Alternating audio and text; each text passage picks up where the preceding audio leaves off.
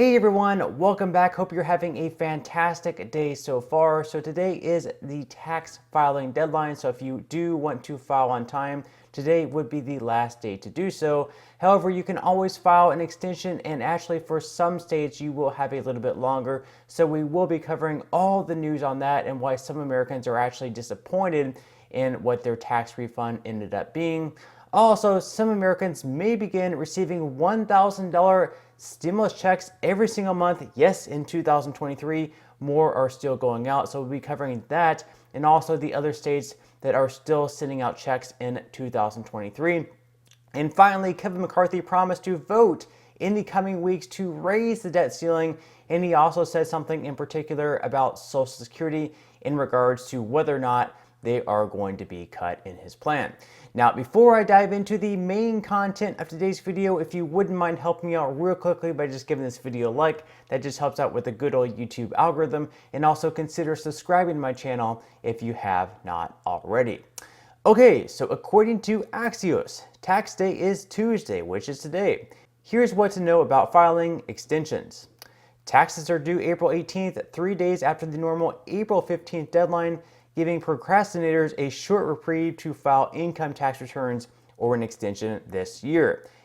Also, today, April 18th, is the last day to make contributions to a health savings account or a Roth or traditional IRA account for the 2022 tax year. So if you have an IRA or you make contributions to an HSA, today would also be the last day to do so for the 2022 tax season. So make sure to get those contributions in if you wish to do so. Now, if you live in a few different states, that deadline of today has actually been extended a little bit longer.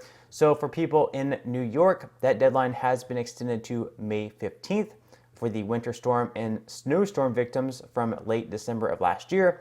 It's going to be July 31st for storm victims in Tennessee, Arkansas, and Mississippi. And finally, for most of California and parts of Alabama and Georgia, it is going to be extended all the way through October 16th. So if you live in these states, your deadline is going to be a little bit longer. Now, as far as filing taxes go, if you have not done so, a free way to do so is going to be on the IRS website. There should be a link for free file fillable forms. I will also leave a link in the description box below if you have not yet filed your taxes, where you can do so for absolutely free. Now, a lot of Americans have actually been very much disappointed in the refund that they're receiving this year. That's because last year's refund was pretty huge, mainly due to like the child tax credits and other stimulus programs that were out there. So they note here that the tax refunds are smaller in large part this year. So many Americans are getting smaller tax refunds this year, as a few pandemic policies have expired and tax credits returned to past levels, including the enhanced child tax credit and a lower earned income tax credit for taxpayers without children. And of course, many depend on their refunds to make ends meet, pay down debt, or fund extras like vacations, but the refunds are shrinking at a time when rising prices are already making it harder to pay the bills with higher inflation. So according to ABC, the typical refund for the 2022 tax year with tax returns due by April 18th is $2,878 through April 7th, a decline of 9.3% compared with the same year-ago period, according to the latest tax data available from the IRS. Meanwhile, about 43% of Americans said they expect to owe money on their federal tax returns this year, up 3 percentage points from the previous tax year, according to a survey of more than 2,200 participants by Civic Science. So yes, in large part, unfortunately, those tax refunds are going to be a little bit smaller this year. But let me know in the comment section below if you've already filed your taxes this year, if you had to do so, and if so, was your refund a lot smaller than you expected as well. Now, moving into some other news, some Americans may very soon be receiving $1,000 checks every single month in part of a new UBI program. So according to the Ascent, some Americans could soon get ongoing $1,000 stimulus checks. So lawmakers in Oregon are currently considering launching a program that would provide ongoing $1,000 payments to certain eligible residents. The payments would be a part of a universal basic income program and are being compared with the federal COVID-19 stimulus checks issued during the pandemic. That's because researchers suggest these checks were similar to a massive UBI effort because they provided cash with no strings attached. Senate Bill 603 is the proposal in Oregon that would provide $1,000 checks to eligible Americans. It is being sponsored by State Senator Willinsey Campos with the support of residents Organizing for Change, a statewide advocacy group that aims to help ensure affordable housing for Oregon residents. Under Senate Bill 603, a total of $25 million would be set aside to create a People's Housing Assistance Fund demonstration program. This would be a pilot program that enables a total of 1,000 participants to receive checks of $1,000 per month over a 2-year period of time. The checks would be available to Oregon residents who currently do not receive any housing assistance and who have incomes that are at or below 60% of the area median.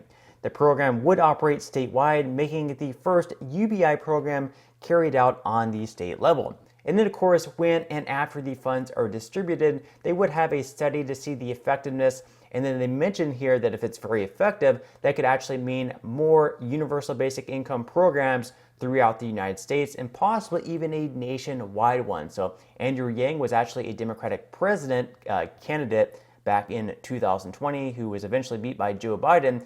But he had actually proposed a nationwide stimulus check program where every single American would receive $1,000 every single month. Of course, he did not become the president, but it was something that was on the national stage at one point in time. So we will have to see how this program goes.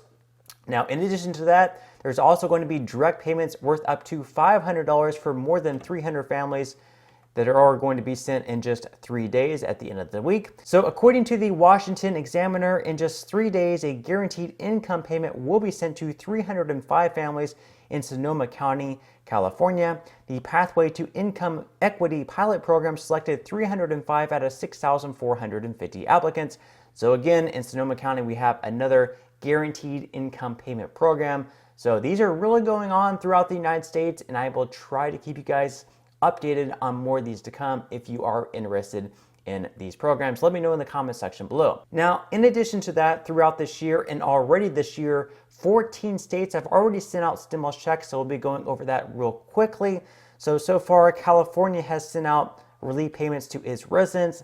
Colorado, Delaware, Idaho, Illinois, Indiana, Maine, Massachusetts, New Jersey, New Mexico, Pennsylvania, Rhode Island, South Carolina, and Virginia. So a lot of states have already sent out relief payments this year, and we may see more checks go out on a state level and a city level as well. So I will make sure to keep you guys updated if you are interested in that. Now, in some other news, according to CNBC, McCarthy pledges a vote on a 1-year debt limit hike without clear GOP support.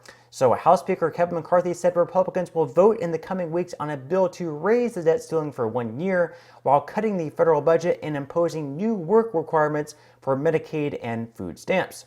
Speaking at the New York Stock Exchange on Monday, McCarthy said his plan would save taxpayers trillions of dollars, make us less dependent upon China, curb our high inflation, all without touching Social Security and Medicare. So Democrats for the past few months have said that Republicans want to cut Social Security benefits, and they're going to do so in this plan.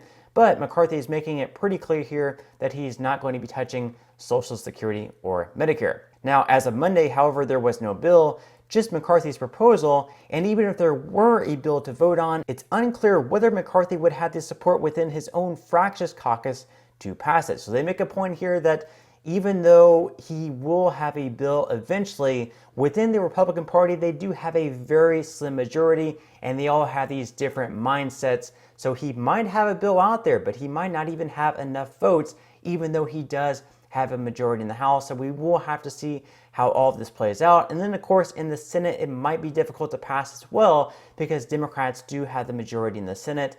So they're going to have to work together here to make sure to raise the debt ceiling by their deadline, which will be coming up later this summer. But that's all the news that we have for today's video. I certainly hope that you enjoyed. If you did, again, I would greatly appreciate if you could give this video a like.